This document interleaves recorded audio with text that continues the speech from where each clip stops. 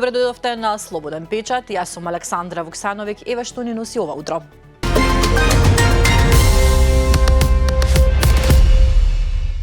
Собранието денеска треба да одлучува за продолжување на кризната состојба поради можни нарушувања во снабдувањето со нафта и нафтени деривати, а според предлогот таа би траела до 20 јули.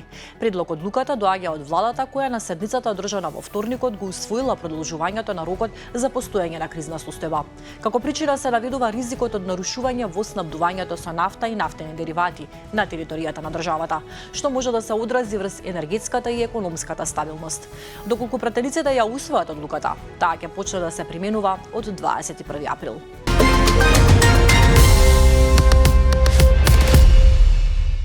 Особено ја цениме јасната позиција дека евроинтеграцијскиот процес мора да се темели на исполнување на копенхашките критериуми од страна на земјите кандидати.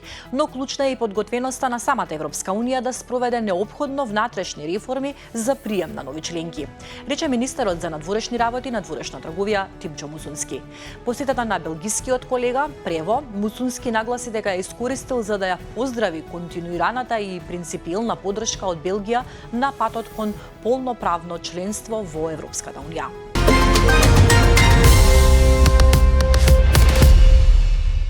Личната карта треба да биде гаранција дека ќе нема злоупотреба на етничката припадност при вработување во администрацијата. Ова е решението во предлог законот за соодветна и правична застапеност, која помена на седницата на владата, а до кој дојде Слободен печат. Дали законот ќе биде изгласан во собранието, ќе зависи од тоа дали власта ќе обезбеди балансирано мнозинство, со оглед на тоа дека албанската опозиција е против. Битно е дека при вработувањето на новите административци приоритет ќе бидат квалификациите и стручноста, а дури потоа припадноста на некој етникум. Повеќе на оваа тема од текстот на Мариела Трајковска.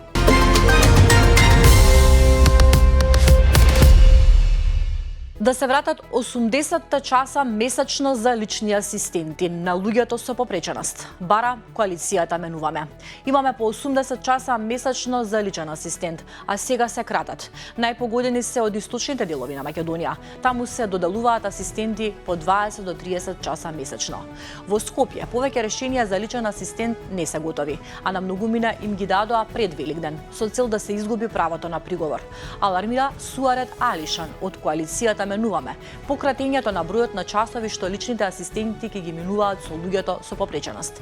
Тој апелира Министерството за социјална политика, демографија и млади веднаш да излезе на терен, во спротивно ќе излезат на улица. Темата е на Бојан Шашевски.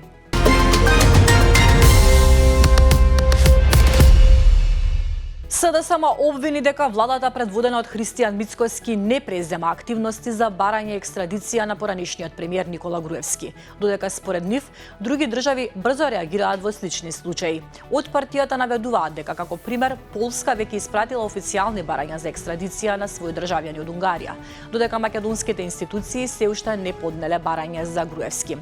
СДСМ тврди дека постои ризик од негово понатамошно бегство и дека според нивните информации тој разгледува опции за престој во други земји. Од партијата оценуваат дека институциите треба итно да реагираат и да започнат постапка за екстрадиција.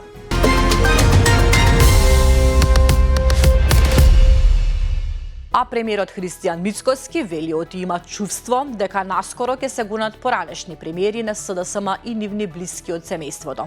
Ова тој го изјави одговарајќи на прозивките на опозицијската партија, владата да побара екстрадиција за поранешниот премиер Никола Груевски, за тој да одговара пред правдата во Македонија по катастрофалниот пораз на Виктор Орбан во Унгарија и најавите на идниот премиер Петер Маѓар дека ќе го испорача. Тој порача на опозицијата, доколку сака да биде реална алтернатива на владата, да го повика екстрадиторот на ЕСМ Васко Ковачевски, кој избега од државата соочен со обвинение за милионски проневери, да се врати и да се соочи со правдата.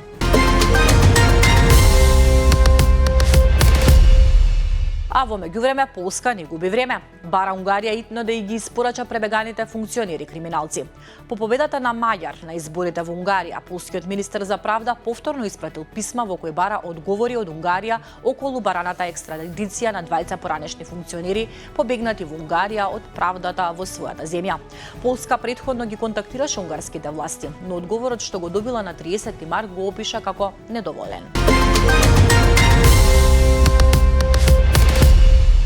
Тројца луѓе беа убиени во американски напад врз уште еден чамец за кој се тврди дека бил вклучен во трговија со дрога, што е пети ваков смртоносен напад во исто толку денови, пренесе Guardian. Американската јужна команда соопшти дека извршила смртоносен кинетички напад врз пловило управувано од организации означени како терористички во Источниот Пацифик, без да ја именува наводната група во објава на X.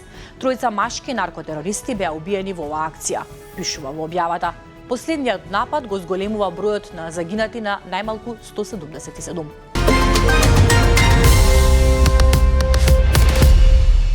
Уште вести од светот. Оптимизмот дека конфликтот на Блискиот Исток би можел да се приближи кон крајот денеска е во пораст, во услови кога Израел разгледува прекин на огнот во Либан, додека дипломатските напори меѓу Иран и САД продолжуваат со посредство на Пакистан. Според надворешни извори, израелскиот кабинет одржал состанок на кој се разговарало за можен прекин на огнот во соседен Либан, повеќе од 6 недели по почетокот на судирите со движењето Хезболах, кој има поддршка од Иран. Американскиот претседател Доналд Трамп најави дека разговори меѓу представниците на Израел и Либан би можеле да се одржат во текот на денот, додека дел од медиумите наведуваат дека договорот за прекин на огнот би можел наскоро да биде објавен.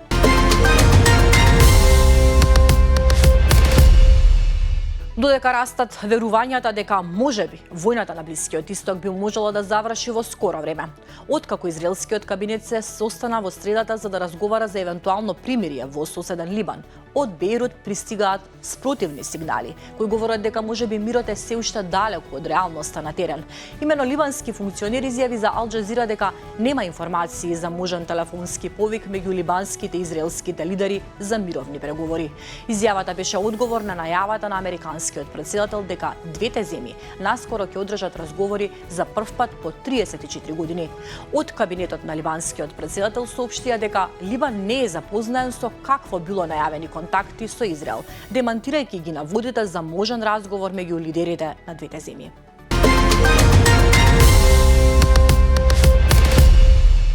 Во услови на растечки геополитички тензии и зголемени безбедносни ризици, администрацијата на Доналд Трамп започнува нова стратегија – вклучување на цивилната индустрија во војното производство.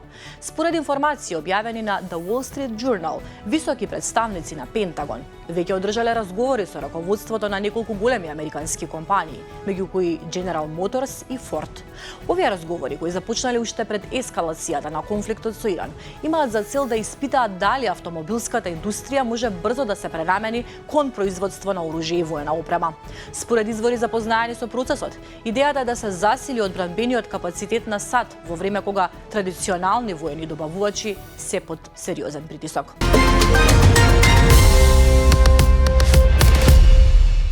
Висок воен советник на врховниот лидер на Иран предупреди дека Иран ќе ги потопи американските бродови во Ормунскиот теснец ако САД почнат да го контролираат стратешкиот воден пат. Господин Трамп сака да стане полицаец на Ормунскиот теснец. Дали тоа е навистина ваша работа? Дали тоа е работа на моќна војска како САД? Рече тој. Тој додаде дека воопшто не е за продолжување на прекинот на огнот и дека тоа е негов личен став.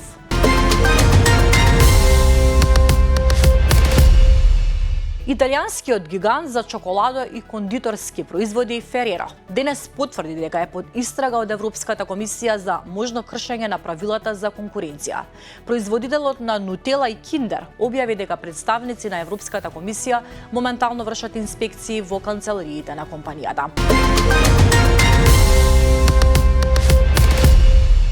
А поранешниот возач во Формула 1 Ралф Шумахер наскоро ќе ја круниса својата љубов со брак, и тоа пред телевизиските камери. Германецот во мај ќе стапи во брак со својот партнер Етиен Буске-Касањ, со кого е во врска од летото 2024 година, и целиот настан ќе биде претворен во телевизиска емисија.